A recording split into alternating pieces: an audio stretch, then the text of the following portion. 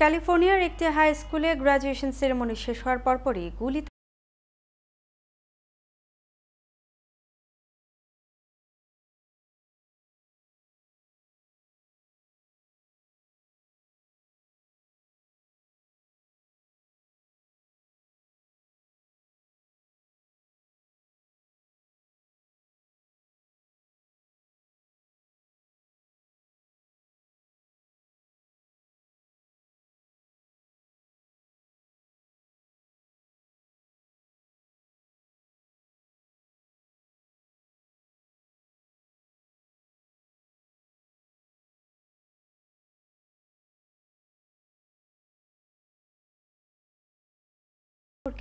বিস্তারিত কিছু বলেনি তারা।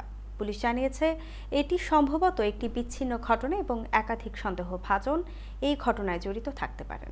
তবে তারা সন্দেহভাজন ব্যক্তিদের পরিচয় প্রকাশ করেনি। এই ঘটনা ঘটার সময় স্কুলটি তাৎক্ষণিকভাবে বন্ধ ঘোষণা করা হলেও ঘটনার পরপরই তা আবার খুলে দেওয়া হয়। এই ঘটনায় এখনও তদন্ত চলমান রয়েছে এবং ঘটনাটির বিষয়ে কোনো তথ্য আছে এমন ব্যক্তিদেরকে ওকল্যান্ড পুলিশ ডিপার্টমেন্টের সঙ্গে যোগাযোগ করতে বলা হয়েছে।